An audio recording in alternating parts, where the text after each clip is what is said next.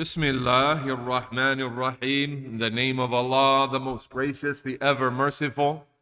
Alhamdulillahi Rabbil Alameen. All praise is due to Allah, the Lord, creator and sustainer of all things. والصلاة والسلام على أشرف أنبياء الله سيد المرسلين. May Allah raise the rank of the most honored of all prophets of Allah, the chief of all the messengers, Nabiyyina Muhammadin, our Prophet Muhammad, wa ala alihi wa sahbihi ajma'een, and likewise all of his family, followers, and companions. Amma ba'd, as for what follows, Allahumma inna na'udhu bika min ilmin la yanfa'u. We ask Allah to grant us protection with him from knowledge that does not benefit, wa min qalbin la yakhsha'u, and from a heart that doesn't have any humility and fear, وَمِن نَفْسٍ لَا تَشْبَعُ, and from a soul that doesn't have any contentment, وَمِن دَعْوَةٍ لَا يُسْتَجَابُ لَهَا, and from a supplication that goes without answer. At this time, here at Markaz Al-Imam Malik in Edmonton, we conclude our study of NAWAAQIDH Islam, the things that nullify someone's Islam, this being the fourth of 4 sessions. And before beginning, I apologize to you for the bait and switch, meaning it was Sheikh Omar Quinn Abu Suhaila who was scheduled to be teaching at this time, and some of you might be surprised to find me here at this time, and that is because Sheikh Omar is resting in preparation for this evening's trip. He has an early flight out, and we ask Allah Ta'ala to bless his health and to give him success and a blessed return to his family, and to reward him for his lessons and for coming here to visit us. Dear brothers and sisters locally and online, may Allah Ta'ala bless me and all of you in what we come together to do and give us success. We'll briefly read over the text that we've studied so far, the first 5 points. There are 5 points remaining. We'll take them in a very brief fashion this evening, insha'Allah Ta'ala. And we'll only have two sessions this evening, as you've heard from Sheikh Abu Muhammad. We'll have this session and one after it, and we'll be ending at Isha prayer for the seminar, insha'Allah Ta'ala. And I think that's befitting for a Sunday night instead of going on after Isha. I think it's maybe welcome to everybody. May Allah Ta'ala bless us in the little that we offer, and may Allah Ta'ala make it great and beneficial for his worshippers. So on page 15, we have the text, page 15 of our workbooks that are for this session, for this seminar. Then we have the text actually starts on page 17. We'll read it briefly to bring us up to speed. Bismillahir Rahmanir Rahim. In the name of Allah, the most gracious, the ever merciful. Sheikh al-Islam Muhammad ibn Abdul Wahhab al-Tamimi rahimahullah ta'ala begins NAWAAQIDH Islam with the Basmala, and then he says, "I'lam, have knowledge, anna nawaqidh al-Islami asharatu nawaqidh," that the things that nullify someone's Islam are 10 things, meaning here are 10 of those things, not that they are only 10. Al-awwalu, the first, ash-shirku fi ibadatillah. The first one is associating partners in one's worship of Allah. Allah Ta'ala, Allah the Most High has said, Inna Allah la yaghfiru an yushraka bihi. Verily Allah does not forgive that partners are ascribed to him. Wa yaghfiru ma duna dhalika liman yasha. While he forgives what is less than that for whomsoever he wills. That's the 48th verse of Surah An-Nisa. On page 18, وَقَالَ Ta'ala, and he the Most High also says, إنه من يشرك بالله فقد حرم الله عليه الجنة ومأواه النار. Verily, whoever ascribes a partner to Allah, then Allah has made paradise haram, impermissible for him, and his abode will be the fire. وَمَا لِلظَّالِمِينَ مِنْ أَنصَارٍ. And the oppressive people, the oppressors, have no helpers and no aiders. That's the 72nd verse of Surah Al-Ma'idah. وَمِنْهُ الذَّبْحُ لِغَيْرِ اللَّهِ. And from the generality of this is to slaughter an animal for other than Allah, كَمَنْ يَذْبَحُ لِلْجِنِّ أَوْ لِلْقَبْرِ. Like the one who slaughters for a jinn, and that's usually like a magician serving his jinn. or for the grave. Athani, page number 19, the second one. We've studied these already. This is just review. The second one, من جعل بينه وبين الله وسائط يدعوهم ويسألهم ويتوكل عليهم كفر إجماعا. Whoever sets up intermediaries between himself and Allah, calls on them, asks them for things, or places his trust in them, has disbelieved by scholarly consensus. Someone asked me this question off the record. I want to make sure it's clear to everybody. What about some of the people who speak Arabic? They say, whenever you want to say, Atawakkul ala fulan, I put my trust in so-and-so, you have to say, Atawakkalu ala Allah, thumma ala fulan. What do you think about this statement? I place my tawakkul upon Allah, and then after that, I put tawakkul in so-and-so. Is that okay? Because of thumma? No, there's something wrong here, isn't there? Because tawakkul is ibadah. It's like saying, A'budullah, thumma a'buduk. I worship Allah first, then I worship you. Is there any benefit to the thumma here? No, that's shirk. So tawakkul, wa ala Allahi falyatawakkalil mu'minun. Upon Allah, let the believers make tawakkul, place their religious trust. That's when you entrust your affair solely and religiously unto your Creator who manages all of the affairs. That's an act of worship. What do you want to say when you trust someone? For those who speak Arabic, right? In English, it's kind of the same. I put my trust on Allah, but I also trust you. It's kind of the same thing, and it's allowed to say that.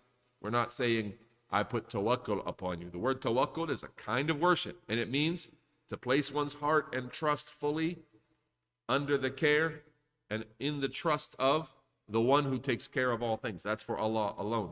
So in Arabic, what would we say, huh? أعتمد عليك أتوكل على الله ثم أعتمد عليك ثم أثق بك. Like that. ثم أوليك أو أوكلك في أمر. I put my trust in Allah and then I make you my wakil. You're my trustee over something. Then I put my trust in you with this lesser kind of how you trust people. It's not worship. I trust you. That means I'll give you my money to do business on my behalf and spend on my behalf. Like that, because I have trust for you. It's allowed to trust people, but it's not allowed to put your tawakkul on anyone other than Allah. وَعَلَى اللَّهِ فَلْيَتَوَكَّلِ الْمُتَوَكِّلُونَ كَذَلِكَ. Let anyone who's ever going to put tawakkul on anyone, put that tawakkul with Allah alone. Clear? So we don't say, I have tawakkul in Allah and then for you as well. No, because tawakkul is worship. I have tawakkul in Allah and then I trust you. And then I hope you can help me. Things like that. الثالث, the third one, من لم يكفر المشركين أو شك في كفرهم أو صحح مذهبهم كفر.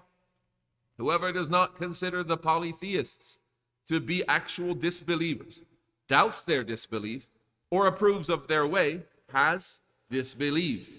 Essentially, you are declaring the verses in the Quran that cite them as disbelievers. Those verses are wrong and untrue, and Allah has not spoken the truth. This is the angle of such a person being a disbeliever. الرابع, the fourth one, من اعتقد أن غير هدي النبي صلى الله عليه وسلم أكمل من هديه. The fourth one is whoever believes that some kind of guidance, some system of guidance, some teachings, is more complete than the guidance of Muhammad. May Allah raise his rank and grant him peace. Or أكمل من هديه أو أن حكم غيره أحسن من حكمه. Or that the rulings and the verdicts of someone else or some other system is better than his rulings. كالذي يفضل حكم الطواغيت على حكمه فهو كافر. Like the one who prefers the ruling of tawaghit, the transgressive legislators, meaning the people themselves legislating for themselves, and those kinds of ideas, over his rules, over the guidance and the rulings of the Messenger sallallahu alaihi wasallam. Such a person, fahuwa kafirun, is a disbeliever. Anyone, and the people today, there are many people who say, right, the old ancient rules in Islam are not really appropriate for today's world. Allah Rabbul Alameen didn't know how long the world was going to go on. So he gave us legislation until the last day, but it just didn't make it. A certain time came, and it just got too old and it's ancient and it doesn't apply anymore. You can't have a death penalty. That's not right. You can't cut off the hand of a thief. You can't punish adulterers like that. You can't do these things. This isn't appropriate for our time. This kind of speech is what? Ridda. This is apostasy. Allah Ta'ala has given us how we are to live our lives. What kind of crimes and punishments are there? What kind of punishments there are for crimes that will always protect the society.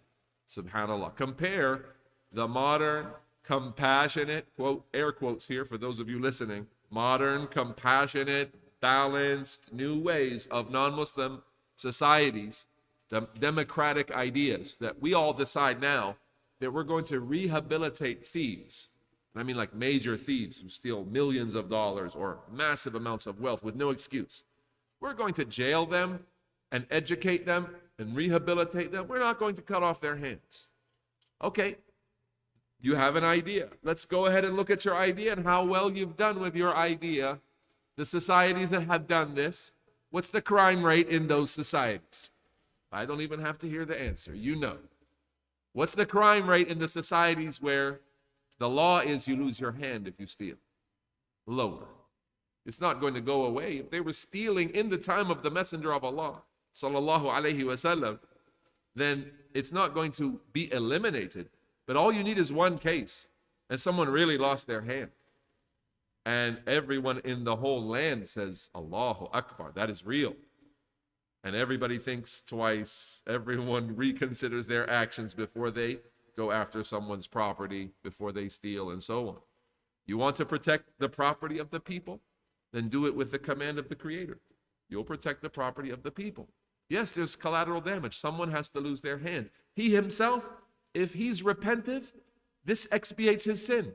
It's an expiation for him. He doesn't have to face any punishment in the hereafter.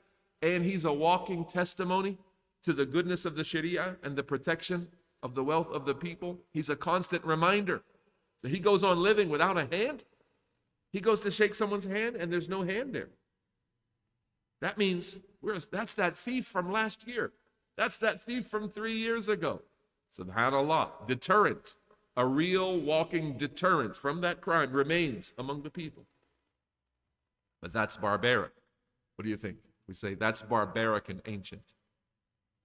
That's bughdu shay'in mimma anzalahu Allah. That's hating something that Allah sent down. That is appropriate for our times. Subhanallah. The people of this time who criticize this, what do? Oh, you know what? If there's a death penalty, we're going to put someone in a chair. We're going to strap him to the chair, and we're going to turn on electricity little by little and fry him until his eyeballs pop out. You're laughing, right? Did I just make that up? I didn't make that up. That's one of the American, in place today, one of the American systems of the death penalty. Literally. And there are cases where the electric chair, it really is. It's not, I'm not telling you a story from 1850. I'm telling you about today, the gas chamber, the lethal injections. These are not, it's not a gas like they gas you and make you go unconscious and you're dead. It's not an injection that knocks you out. It's poison injected into your system until you're screaming and having fits and burning. The people say, I am burning from my inside out. These are barbaric methods of torture that Muslims don't do. But our critics from the Western societies, they say cutting off a hand is barbaric. You literally have set people on fire in those electric chairs. There are cases, because it's electricity going through the body, they have to dampen them with water so their clothes don't ignite on fire. And when they don't dampen them enough with enough liquid, they burn on fire. They actually ignite on fire. There are cases of people who've gone through stages of that and they didn't die. They lived after that. And they had to do it a second time. But cutting off a hand is barbaric. Okay. Just look at who your critic is saying that. Look at what he believes is the proper way to establish punishments. Subhanallah. The hypocrisy meter is off the charts, isn't it? As-sadisu. The sixth one, من استهزأ بشيء من دين الرسول أو ثواب الله أو عقابه كفر. Whoever ridicules anything from the religion of the messenger or Allah's rewards or punishments has disbelieved. وَالدَّلِيلُ قَوْلُهُ تَعَالَى, and the evidence is the statement of Allah the Most High, قُلْ أَبِاللَّهِ وَآيَاتِهِ وَرَسُولِهِ كُنْتُمْ تَسْتَهْزِئُونَ. Say to them, O Muhammad, was it Allah, His verses, or His messenger you were ridiculing, you were making fun of? لَا تَعْتَذِرُوا قَدْ كَفَرْتُمْ بَعْدَ إِيمَانِكُمْ. Don't offer any false excuse because you have disbelieved after your faith. Now, my young nephews have a homework assignment. I hope they remembered it, and I hope they did it. So we can finish this 6th point. Modern things that people might say to mock Islam, and they might take it as being easy. They might think it's no problem to say this. It's a joke. That's all it is. It's just a joke. But it's from this category of things, joking about the religion that nullifies your standing as a Muslim. Does anybody have an example for me? You do? Barakallahu feek, Muhammad. Go ahead, tell me.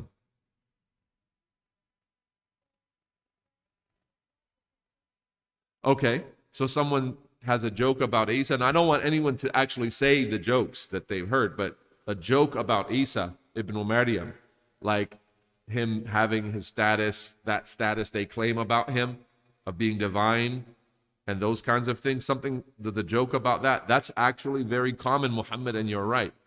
And any Muslim who would repeat a joke like that, or enjoy a joke like that, he leaves Islam. Remember, these things of apostasy, they're not just you doing them. And that becomes clear in the 8th point about magic, or the 7th point about magic. مَنْ فَعَلَهُ أَوْ رَضِيَ بِهِ. Whoever does it, or he's pleased with it. That's not specific to magic. That's any act of apostasy. If I don't commit shirk myself, but I enjoy seeing it, I love to watch some Hindu channel where they're worshiping cows. I love to watch that. I really enjoy that. Then this love that I have nullifies my Islam. I'm pleased looking at people worship other than Allah. So it's not just magic that whoever does it or is pleased with it has disbelieved. It's any act of apostasy. If you see people engaged in it and you like it, you're pleased with it, then you have disbelieved because of that. Now, Anas, you have something to add? What do you have there?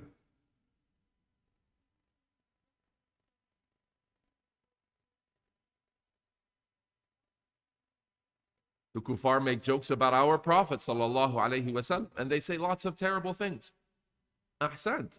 They might say he married Aisha very young, and they focus on this one a lot, don't they? They say he married a young girl, Aisha. He married her contractually at the age of 6, and he began his relationship, his spousal relationship, his romantic relationship with her after she reached puberty, right? But the contract was there from the age of 6.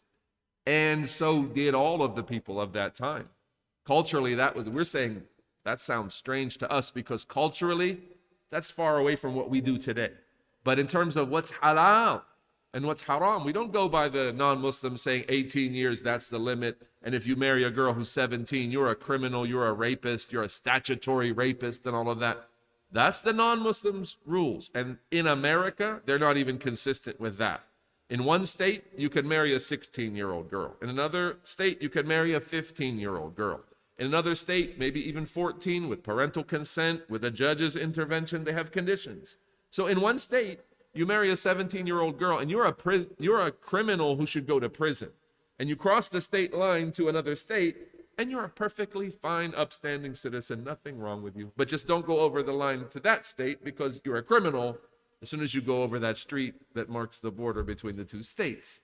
Get the idea? They're inconsistent because they don't have a basis to say what is the appropriate age to marry someone. They don't have that. And we have that as Muslims. They don't want that. They wish to judge what we have as being unbefitting for this time. That's their judgment, not ours.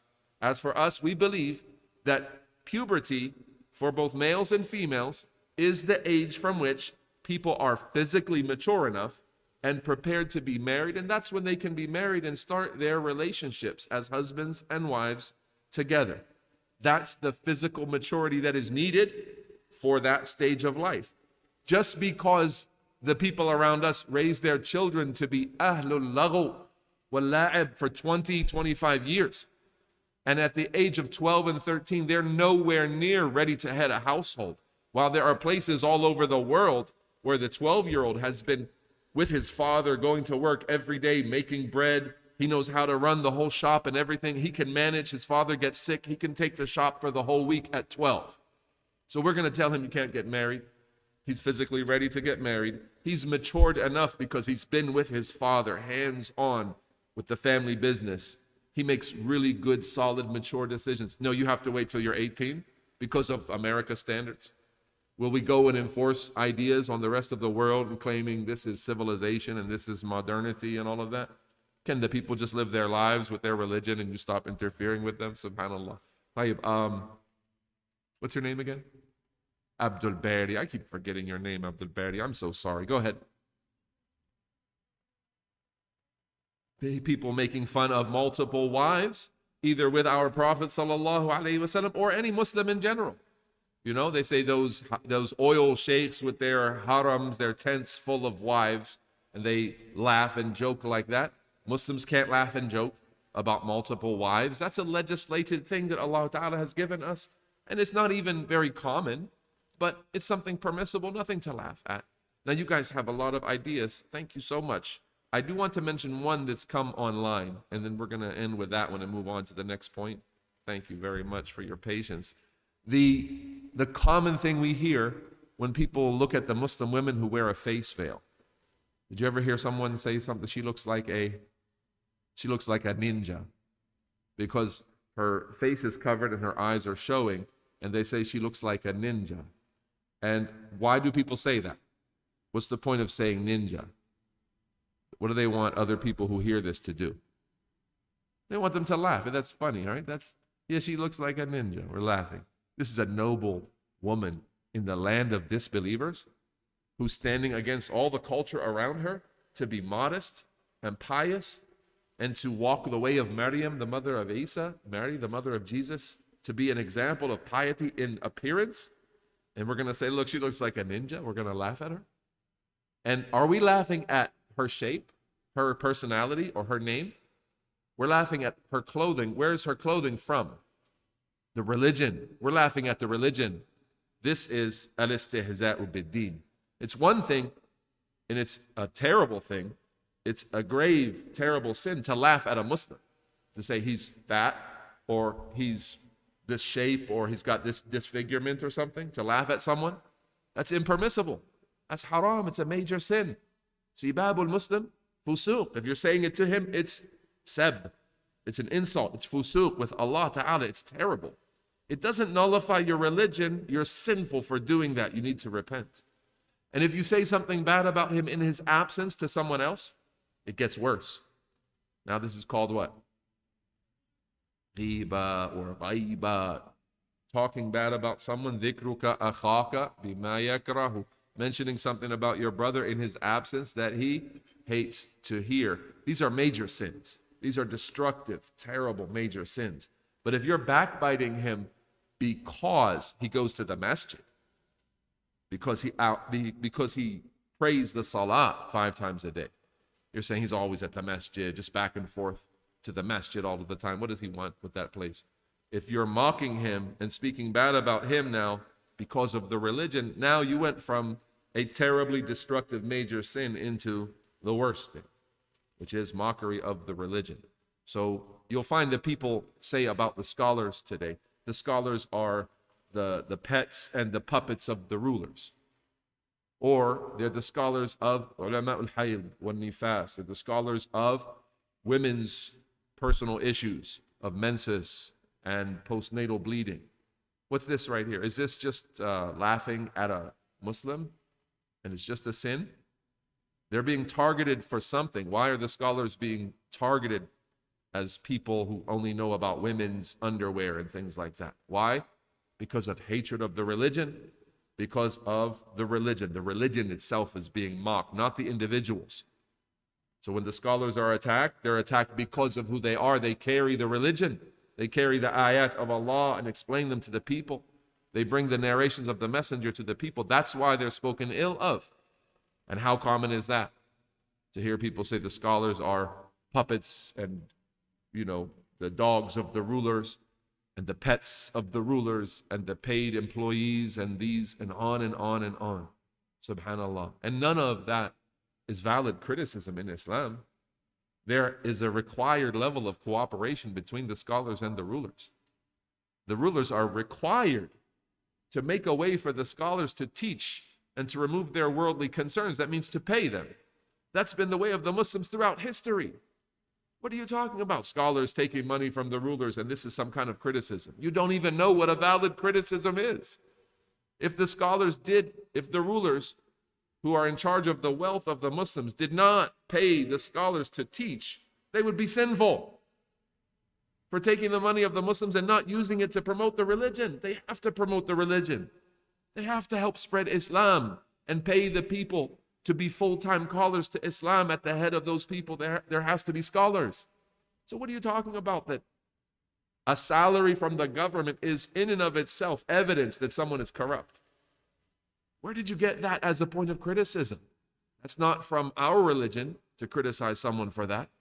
Wallahu musta'an. So then there's a lot of this. I mention it because it's so common. Anas, what do you want to say here? No more examples of ridiculing and mockery, though. We're done with that. Sorry. As-sabi. Let's go on to the sabi. Our time is really dwindling away. Hold on to that till the end, okay? If there's time, I'll come back to you. The seventh one. As-sihru wa minhu as-sarfu wal-'atfu. The seventh one is magic. And from the generality of that is sarf and 'atf. Sarf is to make people hate each other. 'Atf is to make people love each other. Love potions and love spells. Watch out, because some people have grandmothers, and when they're getting married, the grandmother says, I made something for you and your husband. Just put it under the door. Don't ask anything. It's just special. It's a special thing for you. Put it under the door and ignore it. Don't worry about it. Don't put anything under your door. Don't drink anything that someone says this will make you, love your spouse more or anything like that. Don't wear the wedding ring on your finger. Don't wear the wedding ring on your finger because it's from this. It's from al-'atf. It's from the magic of al-'atf. It's from the tama'im. It's from the amulets to protect you. And that is shirk. That's polytheism. Sheikh Ibn Uthaymeen, he said the dubla is shirk. The wedding bands, wedding rings are shirk. It's based on Christians who believe that when you put this ring on your finger, this marriage is locked in. You're protecting this marriage. That's why what happens when they take the ring off? Where's your ring? Oh no, the marriage is in danger. The ring is missing. What happens when they lose the ring? Can they just buy another ring? They have to find that one. I heard a story of a couple who were on the, what's that thing when you go to the mountain and you ski down the mountain and then there's something that takes you back up to the top of the mountain? What's it called? A chair? A chair lift? A ski lift. All right, so you get on the lift. The woman tells the story that her wedding ring fell off from the ski lift and it went down into the snow. All right? Now, she said the value of it was $200 or $300. It wasn't a very valuable thing. But she spent her entire vacation down in the snow digging to find that ring. Why? Why didn't she just buy another one? Because that's the one that's protecting the marriage. It's part of the pair. His ring is of the same type as hers. They're connected. There's some kind of energy there with the rings.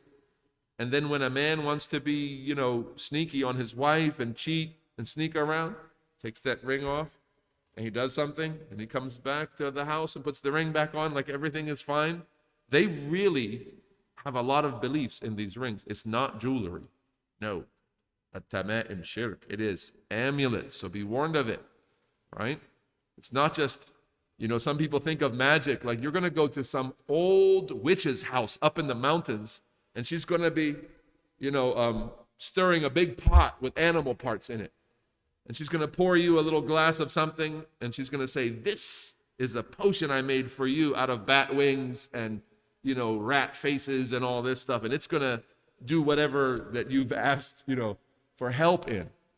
Sure, that's a kind of Hollywood, dramatic type of magic. But in the Muslim lands, there's a magician who wears a thobe, and he's at the masjid just like you. And he has a shop, and he might even call himself a, sahib ruqya, shar'iyya. the person who does ruqya, the person who will read Quran for you and help you with spiritual cures. He'll read Quran and he'll give you an amulet that's just got Quran in the amulet. Trust him. He's going to write down Ayatul Kursi and you're going to hang it on your neck.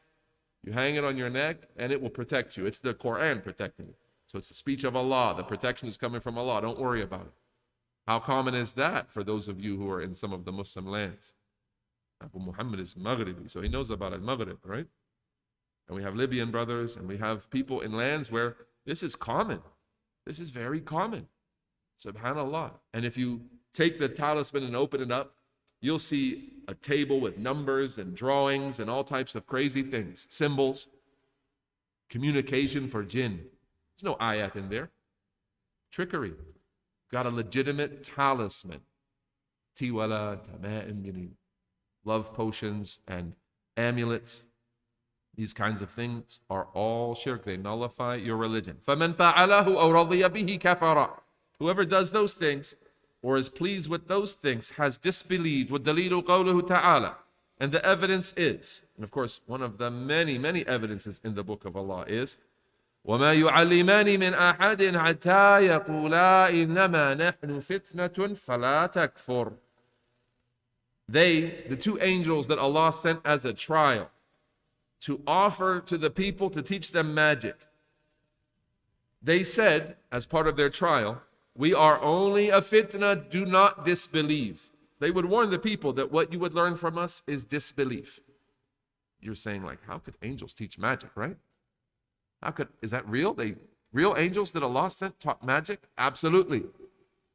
Right? Angels don't abide by the same rules that we abide by. They have their own legislation and their own commands that are specific to them. The angels came to wash our prophet's heart. They took his heart out of his chest. Can we do that? Take people's hearts out of their chest to help them religiously? We can't cut people's chests open. We can't do that.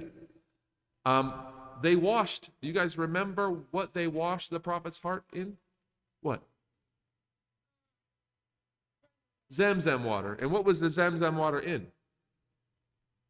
What was the thing that was holding the Zamzam water? Do you know? Do you know, Muhammad? You know, Anas? No, this is my hands here, but they had a vessel and it was made of gold. Are we allowed to use gold vessels? No, the angels have their own rules. The angels don't follow our rules. What the Sharia is for, or the Sharia is for what? The jinn and the mankind. As for the angels, they have their own things that they do, that Allah commands them to do. They take people's souls. They kill people by the command of Allah Ta'ala. Get the idea? That's the job. Malakul Maut, the one that's been assigned to take the souls of the people and so on. So then, they don't follow the same rules as us. If Allah Ta'ala sends them to teach magic as a trial for the people, and whoever responds to them is a disbeliever, that's the wisdom of Allah Ta'ala. He does whatever He chooses. Get the idea? So yes, angels came and they offered to teach magic to the people. That's in Surah Al-Baqarah, verse number 102. Hold on, please. And we want to know, first of all, magic is two basic types. Magic is called al-sihr, al-haqiqi, real sorcery. And that means al-isti'anatu bil-jinn wa-shayateen. That a person asks for help from demons and from devils. And so, what do you think? If you call upon a jinn and you say, I want your special help from the world of the unseen, jinn is going to ask you to do things. Jinn may ask you to read the Quran backwards. The jinn may ask you to put the mushaf in the bathroom. The jinn may ask you to do any type of terrible thing. To slaughter an animal, but do not mention the name of Allah. Or to slaughter an animal in the name of some other jinn. Or something like this. And once you do this, you'll be committed enough and I will help you. So these kinds of deals are going on. This is called a sihr al-haqiqi. Then a person, has an association with a jinn. And of course, it's all evil. It's all harm. There's no benefit in any of it. There's no goodness in any of it. And it's disbelief. That's a sihr al-haqiqi. Yes, Anas? Jinn can talk to people. Yes, if Allah Ta'ala allows that. People can talk to jinn and jinn can talk to people. What's the ruling on doing that, though? We're going to conjure a jinn and we're going to call upon a jinn and say, oh, jinn, by this name, are you there? If you're there, give me a sign. What's that called? As-sihr. That's called magic. People use Ouija boards. You guys know what a Ouija board is? You put your hand on the board and these kinds of things. We're trying to communicate with the spirit world. That means jinn. That's sihr. That's magic. Yeah, when you go to the soothsayer, the fortune teller, or the mystic, and they say, hold hands with me, we're going to hum, we're going to turn the lights off, and they start doing things to communicate with the jinn. Yes, if jinn are called upon, they can respond. That's what magicians do. Muhammad,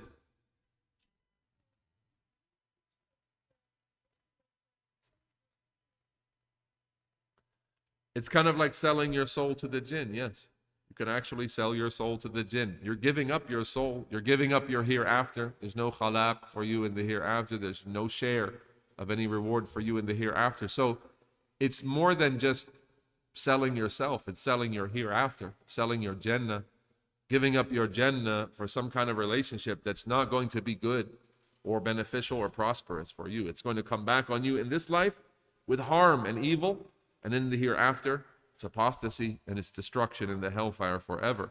So stay away from all forms of magic. We're going to actually look at magic a little closer that might be in our houses right now, and we're going to have to open up our hearts, and we're going to have to say, if these kinds of things are in our houses, we have to make efforts immediately. What's the point of studying this text if we're not cleaning up our houses, if some of these things got in our houses?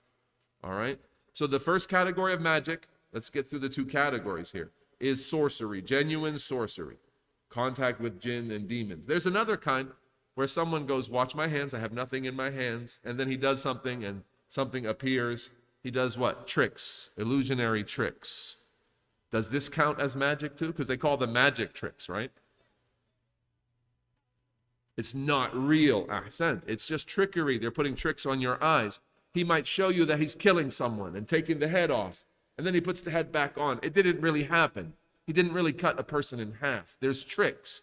Should we learn what those tricks are so we can see how they're doing that? No, because if we investigate that, I want to see how that guy cut the lady in half and put half of her over here and half of her over here. I'm going to get that video that says, learn how that magician did that trick, because I'm interested, I'm curious. What do you think? Is that okay? What am I learning now? Magic. I'm learning magic. ما كفر سليمان ولكن الشياطين كفروا يعلمون الناس السحر. Teaching the people magic is sihr. Learning the magic is sihr. That verse in Surah Al-Baqarah, verse number 102, has 7 separate indications, when you go through it with a careful study, 7 separate indications that magic is outside of Islam. Not just one. We just quoted one here. That's something you can do on your own time. Take a look at verse 102 in Surah Al-Baqarah. And the answer is with Hafidh al-Hakami, rahimahullah ta'ala, in his Ma'arij al-Qabul, where he mentions the 7 angles of the disbelief of someone who takes part in magic from that verse, if you're looking for someone to give you the answers to that task. طيب, so we've got 2 kinds of magic, haqiqi and takhyili. That's real, genuine sorcery and illusion-based trickery. What do they call that? Sleight of hand, magic, things like that. So a magician says, watch this, and he starts levitating up in the sky. All right? Now, if he's got a jinn holding him up, that's real sorcery. If he's doing it with wires and tricks, then that's sihr, takhyili. In either case, he's a magician doing a magic trick. Should we watch the video that explains how he did it? No, that's learning magic. Learning magic is disbelief. Being pleased with the magic, we shouldn't have even watched him do that to be wondering how did he do that.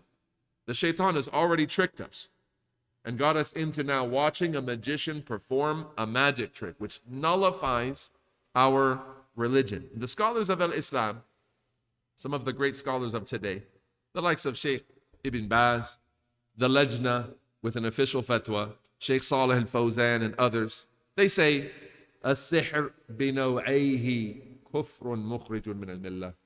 that magic in both types, whether it's real sorcery and contact with the jinn, or illusions, or illusionary magic, both types are apostasy that goes outside of Islam. And that seems to be the obvious point made here by the author of the text.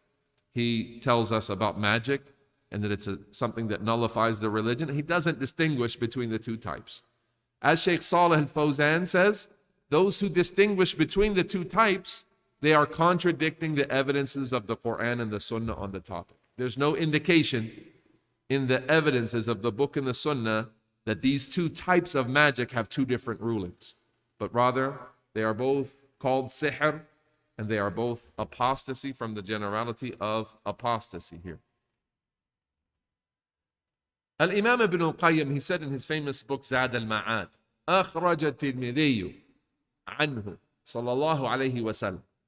At-Tirmidhi brings a hadith that has in it the wording from the Prophet, may Allah raise his rank and grant him peace, حد الساحر ضربة بالسيف. The punishment that's legislated for the magician is to be struck with the sword. It's the death penalty. Now, as always, when we talk about Islamic law and death penalties, we mean under Islamic law applied by Muslim rulers in their court systems with due process. We don't mean in the masjid in a non-Muslim land at all, or in the parking lot, or in a basement, or somewhere under non-Muslim lands. The scholars do not allow that. Rather, death penalties, the hudud themselves, they are established under the Muslim rulers. When you don't have a Muslim ruler, that's one of the things that you lose, is the ability to establish the Islamically legislated punishments and to have a court system that enforces Islamic rules. Subhanallah. You can't have any of that without the Muslim ruler. So then he says, وَالصَّحِيحُ أَنَّهُ مَوْقُوفٌ عَلَى جُنْدُبِ بْنِ عَبْدِ اللَّهِ. And what's correct about this narration is that it's the speech of Jundub ibn Abdullah, the narrator. He himself is saying, حَدُّ السَّاحِرِ ضَرْبَةٌ بِالسَّيْفِ. The punishment for the magician is to be struck with a sword. May Allah be pleased with him. Now, this is something that the scholars say, even though technically the narration is not reported to go back to the messenger as his speech, they say, حُكْمُهُ حُكْمُ الرَّفْعِ. By ruling, it's understood to be a hadith, meaning the companions weren't making up their own hudud. When they said the had is this, they must have got that from the messenger of Allah sallallahu alayhi wasallam. وَصَحَّ عَنْ عُمَرٍ. Ibn al-Qayyim continues, and it's authentically transmitted from Umar radiyallahu ta'ala anhu, may Allah the Most High be pleased with him, أنه أمر بقتله, that he ordered a magician to be killed. وصح عن حفصة رضي الله تعالى عنها أنها قتلت ساحرة. It's authentically reported as well that Hafsa, may Allah the Most High be pleased with her, killed a magician.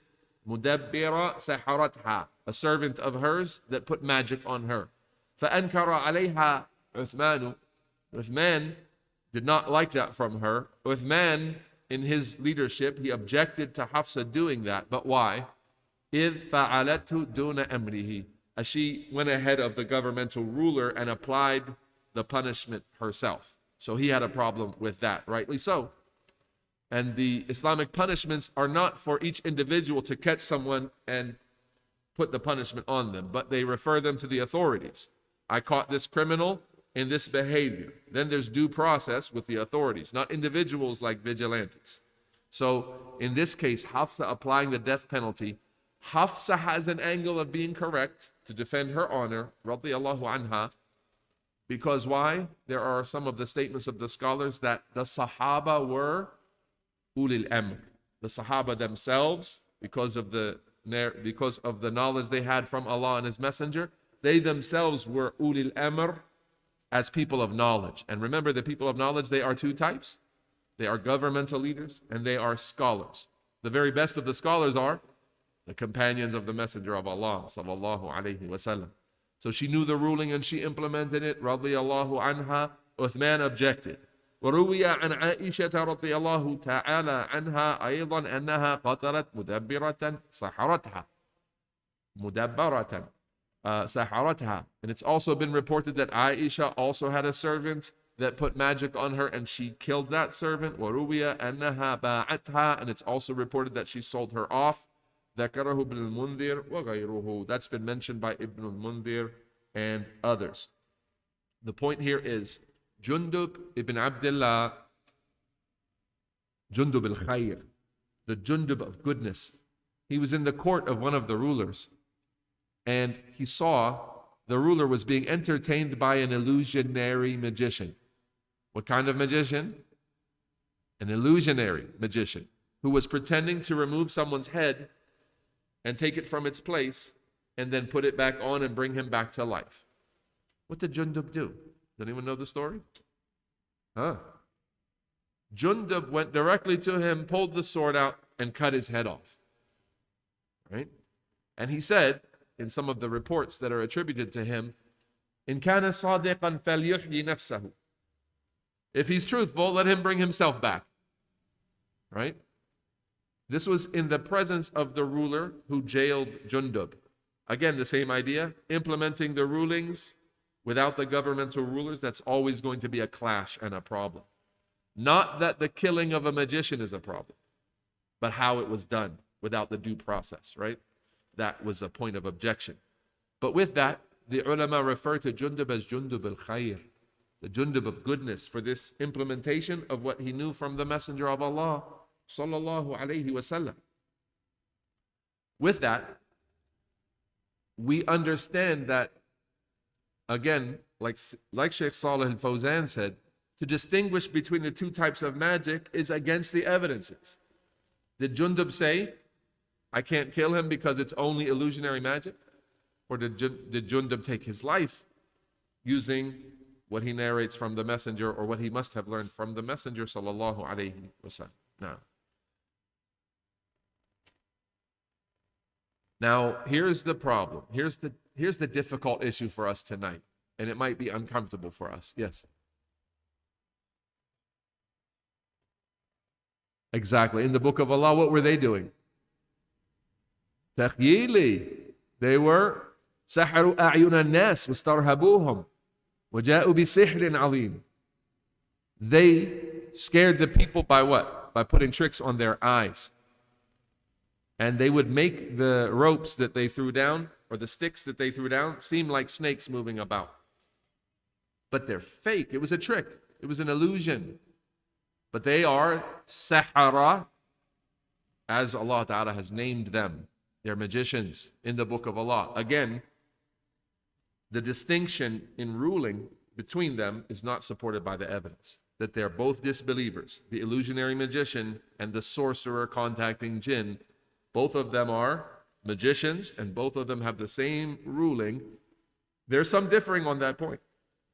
That some of the scholars say the illusionary magician has committed a major sin, but he's not outside of Islam. Right? However, what I'm mentioning to you is what seems to be obvious and apparent from the texts. It's the closer of the opinions of the scholars on the topic.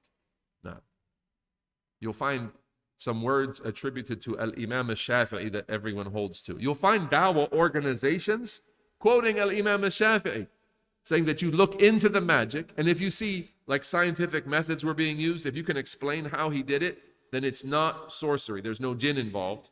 Then he's to be excused from capital punishment. They use this to say there's no problem at all with illusionary magic. And I'm going to do illusionary magic in dawah, and it's going to be a tool that I use for dawah. And right now, because the class is getting long and you guys are getting tired, I'm going to do a magic trick for you. Can you imagine this? We're laughing. There's really a dawah organization that does this. It's called the Maghrib Institute. The Maghrib Institute. They have a magician named Kamal al-Makki who teaches courses, and he includes in his course, maybe he stopped because of criticism against him by now, but the last I checked, he has a course called something, how to give the shahada in 10 minutes, or some kind of course about how to give dawah quickly and effectively. And he believes that from the tools that are permissible for him to teach that course are magic tricks, levitation, feats of strength that he does. He rips a phone book in half. That could be just a silly feat of strength that has no value. But he does illusionary tricks. on the eyes of the people. And he believes, by me showing you this shows you that things aren't always as they seem. And so this helps you give da'wah. You can use this as a tip when you give da'wah, that someone might have a perspective about Islam, and it's not as he seems. You need to shift the way he sees it so you can help him understand Islam. So he fits it into his scheme of calling to Allah Ta'ala. Are we going to call to Allah with what is differed over? It's either apostasy or a major sin. This will be a tool we use. And we're relying on the position that it's not apostasy, as if because you don't kill the person, everything's fine. Subhanallah. That's how far people go when they are ignorant, and ignorance is leading the way, and the people aren't referring back to the scholars of al-Islam. People go in the West, they give da'wah. I'm prepared to give da'wah. I've studied enough. I don't need to refer back to the scholars. And look where they go. Magic tricks as part of Islamic courses. In masjids. This man went to the Green Lane Masjid in the UK. And he offered to teach them magic in the masjid. He said, I can show you the tricks of Chris Angel and Dynamo if you want. And he set it up so that they would ask him to perform a magic trick. And he was gauging the crowd to see if they would accept it, and decided against it. But he was trying to do a magic trick for them in their masjid. Subhanallah. These are the critics of our Salafi brothers over there in the UK. Always look at the critics of the Salafis. You're criticizing the Salafis for being ill-mannered or ignorant and harsh, and you're bringing magicians. La hawla wa la quwwata illa billah. Bi'sal badil. What a terrible substitute you have for people who are noble and honorable and students of our scholars, translating for our scholars, guiding the people by the permission of Allah Ta'ala. You bring the substitute for that. Don't listen to them, but come to us, we'll help you. And there's a magician. Subhanallah.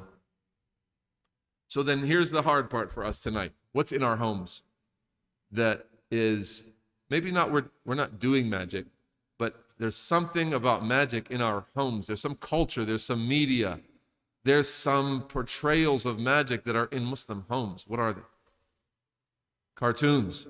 All right, cartoons of magic, and the characters in the cartoons shooting fire, shooting ice, and flying around in the sky.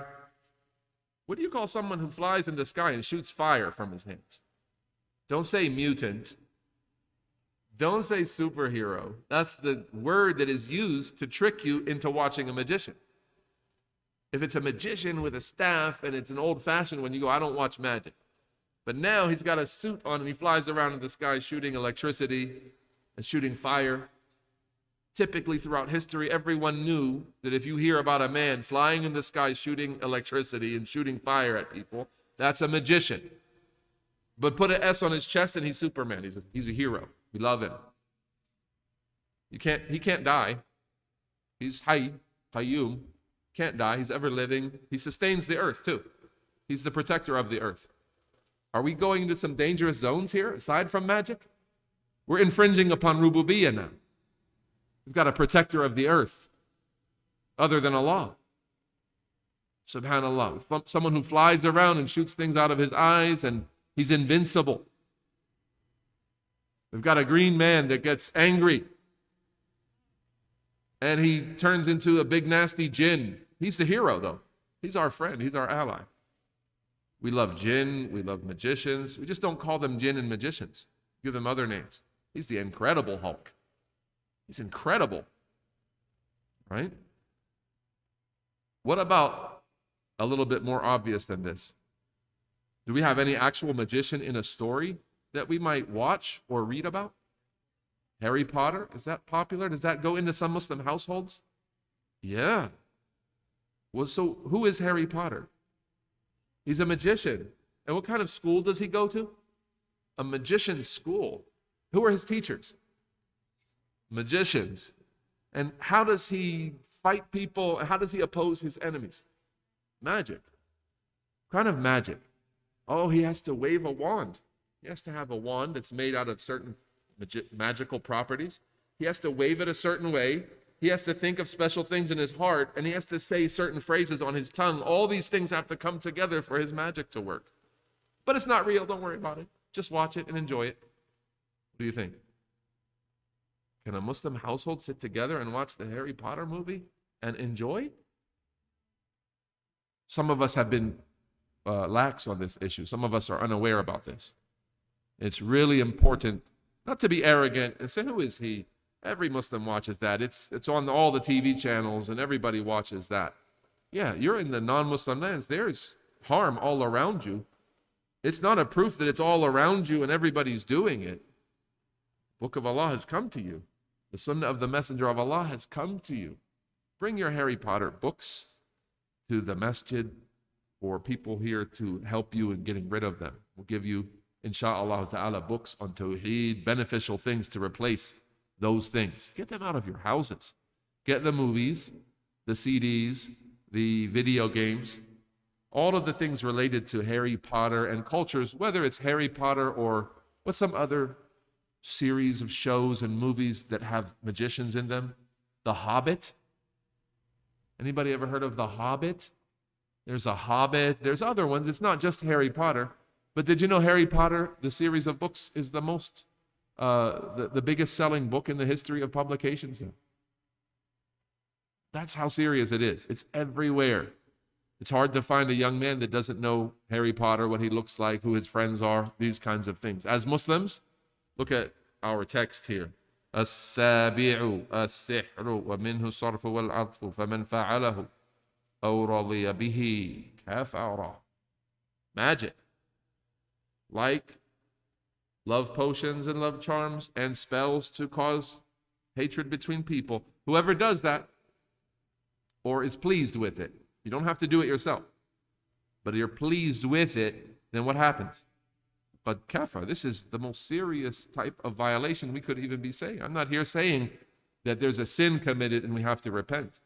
I'm saying some people are at the brink of, or maybe beyond the brink of apostasy, and they have to come back to Islam. May Allah Ta'ala forgive us. This is very serious. So anyone who has in their house any materials, media, books, games, anything like this, lots of video games have magical things in them, where the hero, he fights things with magic. The hero is shooting fire, the hero is, doing this magic trick, that magic trick to win. Muslims have a stance on magic. We hate it for the sake of Allah. We're not pleased with it. It's not entertainment for us. Apostasy is not our entertainment. We're not pleased with it. We can't sit back and enjoy it and smile without inkar, without rejecting it and detesting it. A Muslim hates it when he sees it. That's a required stance for the validity of our Islam. Look how serious the issue is. May Allah aid us. Nam Anas.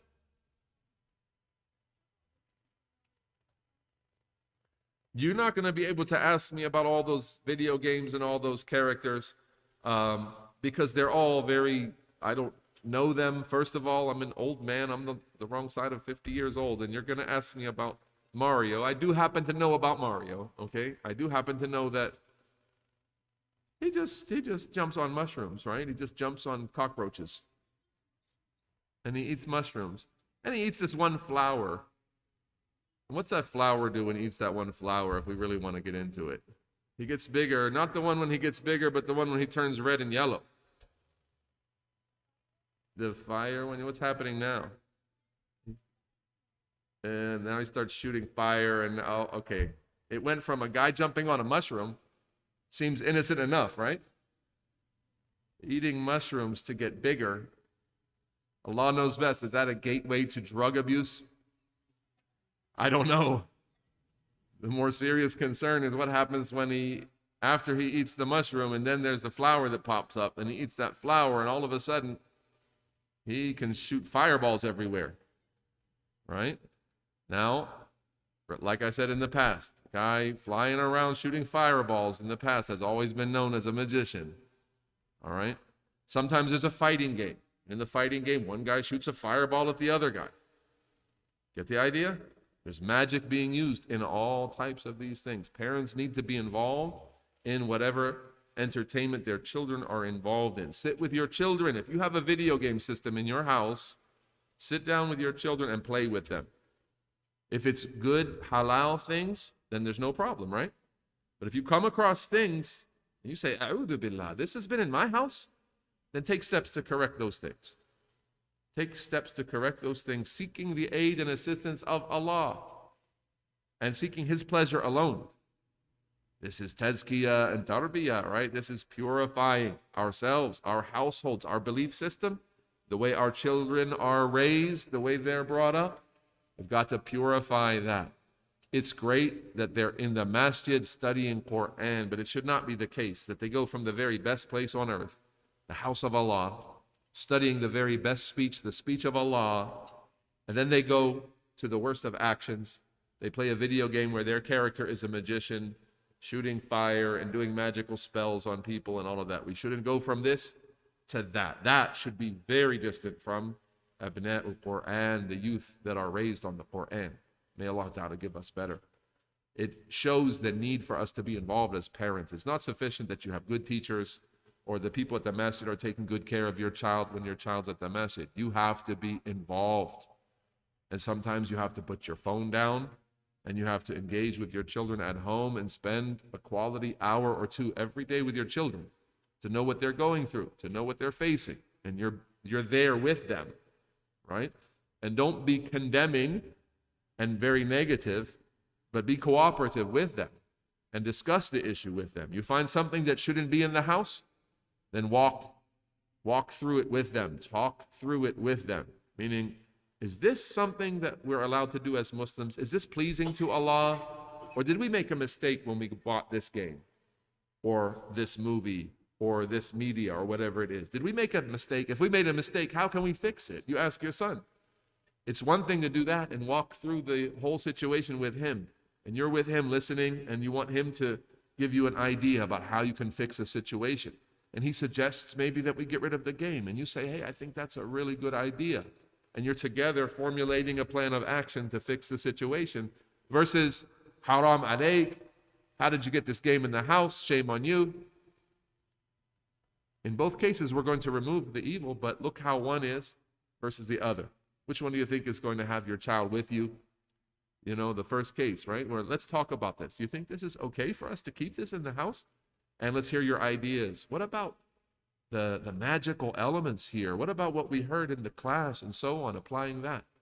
And may Allah Ta'ala aid us. This is quite a challenge. Maybe you didn't expect this challenge. Maybe you thought you're just going to study a text in Creed and you weren't going to be shook in your house like this. But it's a blessing from Allah Ta'ala. It's this kind of masjid that's going to be able to handle this kind of issue. Go to the people who are unprepared, no connection to Aqeedah, no learning going on a regular basis, bring this issue to them. They're going to say, no way, we have nothing to do with this. This guy's extreme. He's bringing extremism. That's all this is. We don't have to listen to that. That's garbage, right? But here in this masjid, the people in this masjid are ready for this kind of challenge. They're like, we might be able to handle this. And if you're not ready for the challenge, ask Allah to make you ready for the challenge. Ask Allah to give you strength to be able to handle the issues like this because they're extremely important. Barakallahu feekum. I'm sorry for the guys who had their hands up here. You had your hand up for a while. Go ahead. What do you need?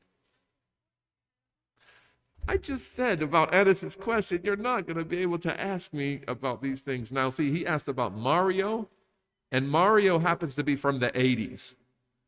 Yeah, you know the 80s, before there was like internet and stuff? The really, really old days, the 80s. So that's when Mario started. So I was a little boy playing Super Mario Brothers in the streets when I was growing up. That's how old that is. So he asked me about something that I know about. Now you're saying Fortnite. I have no idea what you're talking about. Okay? But whatever, young people, whatever you are doing and whatever you're connected to, ask your father to spend some time with you and say, check this out. This is what I do. And of course, be ready. If there's something wrong here, let's talk about it. Let's see if there's a way to continue using it, but we turn off some features, or there's just no way to use this media here. We have to get rid of this for the sake of Allah. And you never get rid of something that you like for the sake of Allah, except Allah raises you in rank. This is how you really draw close to Allah, the hard way, the difficult way. You give up something you liked for the sake of Allah Ta'ala. No. So I don't know about Fortnite, but you ask your parents to watch with you and to be there. Are you going to ask about another video game? You're going to ask about Roblox? Okay. Same answer, okay? Same answer. Don't ask me about any more specifically named games because I don't know those things. But it's really important to know that because of the people making those games, they have no problem putting magical elements in any basic game that was otherwise innocent. Get the idea? You're in a dangerous zone being in the land of non-Muslims, where non-Muslims who don't have any limits or borders, they're making your entertainment for you. You have to be suspicious and prepared and cautious and proceed forth with a level of caution that's suitable to a believer. Don't think the only battle is the Jews in Palestine. That's the battle for Islam. There's a battle in your house. There's an ongoing battle between you and your sworn enemy at each and every turn of your life. And it's not a physical battle, but it's an ongoing everyday battle. And we don't want him to get victories on us. طيب نعم أخي.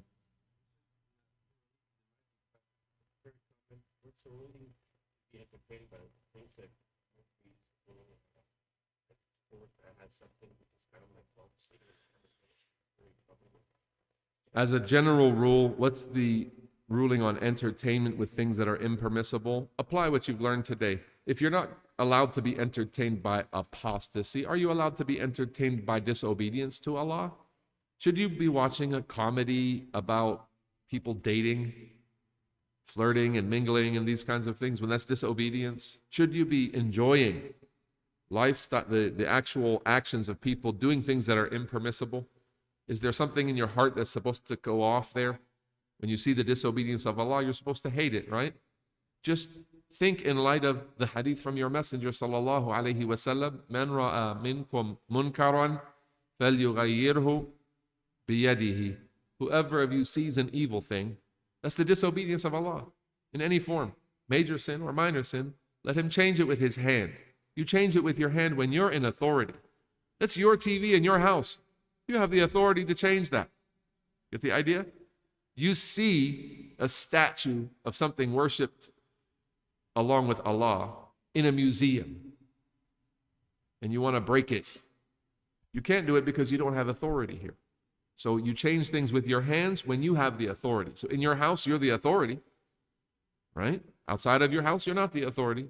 Maybe some of you are if you have, extended authority in some capacity, owning businesses or something like that. Then, فَإِن لَمْ يَسْتَطِعْ فَبِلِسَانِهِ. If he's unable to change it with his hand, then he has to change it with his tongue. So even when there's evil being committed and you're unable to change it with your hand because you don't have authority, then you change it with your tongue by speaking against it. And sometimes you're not equipped to do that. You don't know the evidences, or you don't know how to address the situation, or you don't have a voice that's listened to. Then, فَإِن لَمْ يَسْتَطِعْ فَبِقَلْبِهِ وَذَلِكَ أَضْعَفُ الْإِيمَانِ. And if he's unable to do that, then he must change it within his heart, and that's the weakest of faith. Now, you can't say, sitting in front of your TV, watching the disobedience of Allah, choosing to continue watch it, and you're laughing, you're saying, I hate this in my heart. This disobedience that I'm looking at, I hate it in my heart. Does that work? You hate it in your heart. Do you have any authority here to change it? You can change the channel. You can turn that TV off. All right? So then, just keep that in mind. Keep that hadith in mind at every turn of your entertainment or how you relax your leisure time activities. Whoever of you sees an evil thing, this applies to me right now on my couch in my house. If I'm seeing an evil thing, what's my reaction? And do I have angels writing my reactions? Absolutely. In my house, on my couch, I'm not exempted. Naam akhi. Your name? Abdul Hamid? Marhaban. Dolls. You're off topic, my brother Abdul Hamid. I'm sorry. You can maybe talk to me when we have some time, but you're off topic. No. The meaning of what? I don't know. Oh, mock. Mock. When you ridicule someone. And you say, hey, that guy over there is really fat.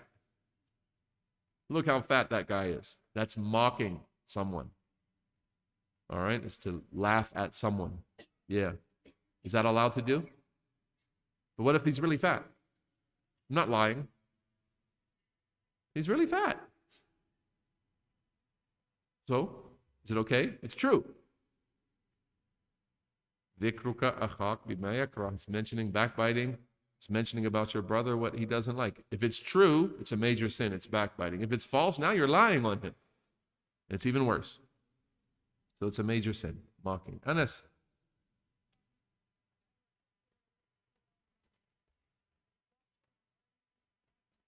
You're off topic, Anas.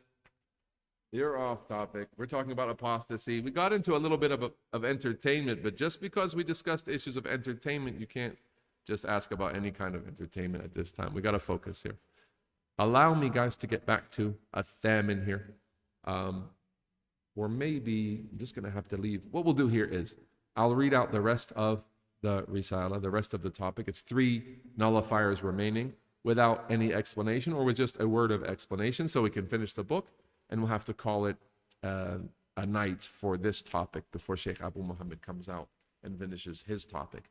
الثامن, the 8th form of apostasy or nullifier of the religion. I'm on page 25. مظاهرة المشركين ومعاونتهم على المسلمين. It is to try to give the polytheists victory, assisting them against the Muslims. والدليل قوله تعالى, and the evidence is the statement of Allah the Most High, وَمَنْ يَتَوَلَّهُمْ مِنْكُمْ فَإِنَّهُ مِنْهُمْ إِنَّ اللَّهَ لَا يَهْدِي الْقَوْمَ الظَّالِمِينَ. And whoever of you takes them, the Jews and the Christians, as allies, is himself actually from them. Verily Allah does not guide the oppressive people. That's the 51st verse of Surah Al-Ma'idah. So the 8th reason that people leave Islam is aiding and supporting the disbelievers over the Muslims. May Allah save us. التاسع, the 9th one is من اعتقد أن بعض الناس يسعه الخروج عن شريعة محمد صلى الله عليه وسلم. Whoever believes that some people are allowed to go outside of the Sharia, the legislative rulings of Muhammad, may Allah raise his rank and grant him peace. Like how كما وسع الخضر الخروج عن شريعة موسى عليه السلام فهو كافر. Like how Al-Khadir, the companion of Musa in the story of Surah Al-Kahf, like how he went outside of the Sharia of Musa, peace be upon him. Such a person is a disbeliever, to believe that you don't have to abide within the legislation of Muhammad. And some people say that. Look at the shubha here. Look at the point of confusion. Al-Khadir killed a person. He killed a child. That was against the legislation of Musa. That's why Musa objected and said, you've killed an innocent person, right? Here's the key to understanding that. In the past, Allah sent multiple prophets at one time, and they might have had different legislations. We cannot say that Al-Khadr was required to follow Musa because they were both prophets. Al-Khadr was definitely a prophet by the Quranic text, by a lot of easy, rational arguments. Number one, Allah sent Musa to learn from him. That indicates that he's greater in knowledge than Musa. Musa is a prophet and a messenger. So he's going to learn from a prophet and a messenger. That's a rational argument. Secondly, he did things with knowledge from the unseen. He knew that a boy was going to grow up and be a harm to his parents, so that killing him would be allowed. He had intricate, specific knowledge of the unseen that can only come from revelation. He knew about the wall. He knew about the ship and how it was going to be saved. So he wasn't just a man of insight. He was a man who knew some of the ghaib, and you can only know some of the ghaib if you have revelation that has come from Allah. That's secondly. Thirdly, he explained his actions. Remember at the end of the story, وَمَا فَعَلْتُهُ مِنْ أَمْرِي. I didn't do it of my own accord. So that means what? He was commanded to do what he did by Allah Ta'ala. So textual evidence from the story itself clearly proves that he was a prophet along with Musa. And it's no problem to understand that there were multiple prophets at one time, even in the same place, because Musa has a brother named Harun who was made as a prophet along with him. So then that shows you that in the past, Allah would send multiple prophets at one time. No problem. All right, so we have two prophets. One doesn't abide by the Sharia, the legislation of the other. That's not a proof for you to go outside of the legislation of Muhammad sallallahu alayhi wasallam. Especially when you know that the legislation of Muhammad, is it one of many in this time? Are there many last prophets and different nations? No, there's one last nation following one last prophet from his time until the last day, and that is Muhammad sallallahu alayhi wasallam. Remember when Umar ibn al-Khattab had that page from the Torah, it's in the Musnad of Ahmad, the Sunan of ad-Darimi and others, with an authentic chain. The Prophet sallallahu alayhi wasallam rebuked Umar, and he said, "Lo kana akhi Moosaa hayyan lama wasi'ahu illa ittiba'i." If my brother Moosaa were alive today, meaning you have no business reading the Torah, because if Moosaa himself, the one who brought the Torah, were alive today, he would have no option other than following me. That means everyone, even someone like Moosaa ibn Imran, would have to follow Muhammad in this time. Sallallahu alayhi wasallam. So who's exempted from that? Who's a special worshiper who's outside of the legislation of Muhammad? No one. Believing that someone is apostasy. And there are people who believe that, especially amongst the Sufis. And now, when you've heard this argument about the Sufis, you understand why the Sufis insist that Al-Khadr was a wali. Al-Khadr could not have been a prophet. He was a wali, because they insist that the awliya are a higher ranking people than even prophets. And so one of their proofs is Al-Khadr. So to build that proof, they have to insist that Al-Khadr was not a prophet, to build that argument. Right? That's the weakness of the argument of Ahl Sunnah, who actually said, some of the scholars of Ahl Sunnah said that Al-Khadr was not a prophet. However, that's a very weak argument, and it actually supports this kind of deviation. So it's better to hold to what the scholars who got it correct said, that Al-Khadr was indeed a prophet, and that's what the textual evidence indicates, both verbatim and rationally. And Allah Ta'ala knows best. That's the 9th one then. The 10th one, Al-Ashiru al-i'radu an din Allahi Ta'ala la yata'allamuhu wa la ya'malu bihi. Turning away from the religion of Allah the Most High, not learning it and not acting by it. And of course, this one doesn't really need any explanation. If someone turns away from Al-Islam and he's an apostate, no one's going to say, what's the evidence for that? It's pretty obvious. He's turned away from Islam. وَالدَّلِيلُ قَوْلُهُ تَعَالَى. The evidence is the statement of Allah the Most High. وَمَنْ أَظْلَمُ مِمَّنْ ذُكِّرَ بِآيَاتِ رَبِّهِ ثُمَّ أَعْرَضَ عَنْهَا. Who is more oppressive than one reminded with the verses of his Lord and then he turns away from them? Inna min al-mujrimina muntaqimun. And we will certainly get retribution from the criminals. ولا فرق في جميع هذه النواقض بين الهازل والجاد والخائف إلا المكره. A final note about the application of what you've heard. There's no difference with respect to these things that nullify one's Islam. There's no difference between someone who did them in jest, just joking and playing, someone who did them intentionally, someone who did them fearing something, except for the one who is forced. Not fear, but coercion. That is an excuse for anyone who falls into any one of these. And all of them are from the most dangerous and commonly occurring affairs. وَكُلُّهَا مِنْ أَعْظَمِ مَا يَكُونُ خَطَرًا. All of them are from the most dangerous of all affairs. وَمِنْ أَكْثَرِ مَا يَكُونُ وُقُوعًا. And from the most commonly occurring affairs. فَيَنْبَغِي لِلْمُسْلِمِ أَنْ يَحْذَرَهَا وَيَخَافَ مِنْهَا عَلَى نَفْسِهِ. So it is necessary for Muslims to be on guard against them and be afraid of falling into them for himself. نَعُوذُ بِاللَّهِ مِنْ مُوجِبَاتِ غَضَبِهِ وَأَلِيمِ عِقَابِهِ. And may Allah give us protection from the things that bring about His anger and severe punishment. وَصَلَّى اللَّهُ عَلَى خَيْرِ خَلْقِهِ مُحَمَّدٍ وَآلِهِ وَصَحْبِهِ وَسَلَّمَ. May Allah raise the rank of the best of His creation, Muhammad, and that of His family, followers, and companions, and may He grant them all peace. And we'll close with the question or concern of our young brother here, insha'Allah ta'ala. If it's on topic. All right.